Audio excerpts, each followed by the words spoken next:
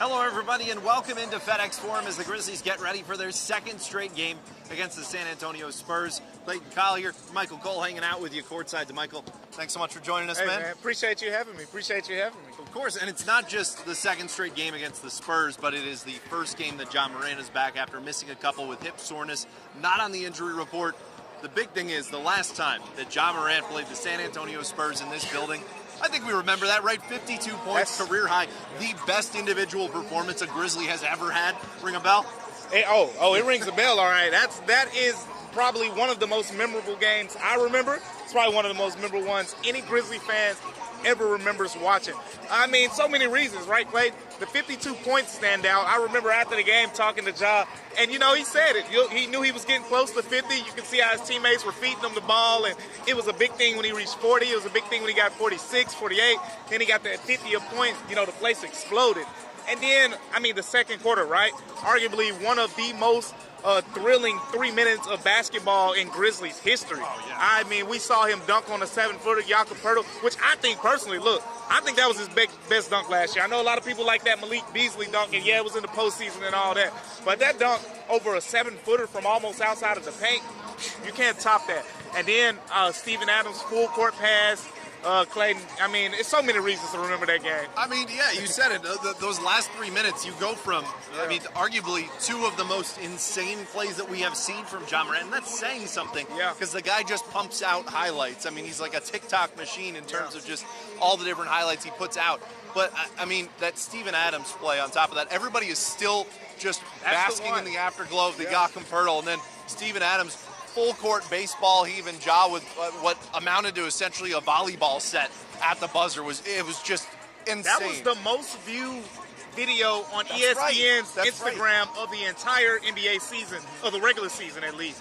That video where Steven Adams launched it full court, Ja catches it while fading out of bounds. That one's one when I talked to people over the summer and I was just bringing up random Grizzly plays, that everyone knew about that one. Oh, yeah, absolutely. And on top of that, then you have 52 as well. So the last time that they were here, the last time the San Antonio Spurs were in town, here at FedEx Forum, and Ja Morant played 52 points, career high, best we've ever seen. You know how Ja Morant operates. Is he trying for 60 tonight? You know what? It might be in the back of his mind. Yeah. It might be in the back of his mind, especially, he had to sit out a couple games, right? So now, he's gonna probably try to enforce his will a little bit. Yeah, I'm healthy. Show some people that he's healthy, and if he gets going early, we know he likes the third quarter, right? The third quarter is Ja Morant's biggest scoring quarter. So if he gets going in the first half, you know what he's gonna do in the third quarter, and then the encore is gonna be the fourth quarter, and it could be that type of night. You never know. Well, and on top of that, the Spurs weren't a great defensive team last year. This year, dead last in defensive rating.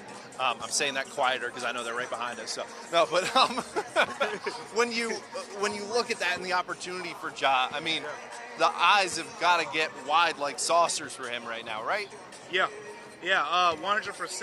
And not even just for Ja, right? It's the entire team, but Ja specifically because we saw the All-Star voting, right? He's third in the point guards. Luka's ahead of him right now. Stephen Curry, who just got back from an injury, is ahead of him right now. You think Ja hadn't thought about that? You think he doesn't know that? You think he's not thinking, hey, wait, I started last year, and they got me third right now? I think this is his first game since we've seen that. That's a good point. So, you know what? He likes to... When you're a superstar, you have to find those little internal motivations because everyone's telling you how great you are, right? So, they talk about the psyche of a superstar. And I know that's one of the things that's in the back of his head, like, okay, you think I'm third best? All right, this is my first game since, let me show you. Well, and the Spurs remember that 52-point game last year. I don't know how you can erase it from your memory, but Greg Popovich was asked pregame, how do you stop Ja Morant? How do you slow him down? His answer was, you don't. He said he brings it every night. He said his coaching staff, he was joking, said his coaching staff may actually be trying to seek an autograph from Ja after the game. But, that's the honest truth. Guys just say, oh, you try to contain him, try to do this. He understands you don't. You just hope it's not, career numbers like that, especially against the team that we're seeing here across the floor on the defensive end in the San Antonio Spurs. I get it because some of the things Ja Morant does, you just have to hope the ball rolls out of the rim. Yeah. When he jumps in the air and does that floater, you're not blocking it. I mean, you have to almost jump before him and anticipate the shot to block it because he gets off of the floor. Even if you're 6'8", 6'9", 7'1", like Jakob Poeltl is on this team, you have to jump off the floor before him because he jumps so quick and he gets the shot out so suddenly. You just got to hope he misses. I mean, that's your best option when he gets in the paint. He's going to get in the paint because he's so quick, he's so fast. Steven Adams is a big reason why as well. Steven Adams, one of the best screen setters in the NBA. So quite simple. He's right. You can't go into a game and say, hey, let's hold Ja under 20 points and know for certain it's going to happen. You got to hope. Yeah, and also for the Grizzlies on the defensive end, in the pregame, Taylor Jenkins was asked about what he wants to see most improved, and he said transition defense. And I saw you nodding in the pregame when he said that. You know, they won 121-113 at halftime. That was a 72-61 game, I believe. So it was a track meet. That transition defense wasn't there in that game. You know, for Taylor Jenkins to point that out for this, you know, clearly the mission tonight. You know what? I watched Taylor very closely during the games. You know, we're sitting over here. We sit right by him. We watch him really closely. And I'm always looking, you know, he's a calm, cool, collected guy. Certain things make him tick. If you ever watch Taylor Jenkins, pay attention to when he calls timeouts. It's kind of Greg Popovich. Like, Greg Popovich doesn't let teams go on too many 10-0 runs, 12-0 runs, 8-0 runs before he finally blows the whistle. Usually it's just a play he doesn't like, and he sees it twice. He's like, all right, timeout, because we're not about to build these bad habits. I'd say probably 7 times out of 10, it's a transition basket. I can think of a game earlier this season around when Jaren Jackson Jr. first got back.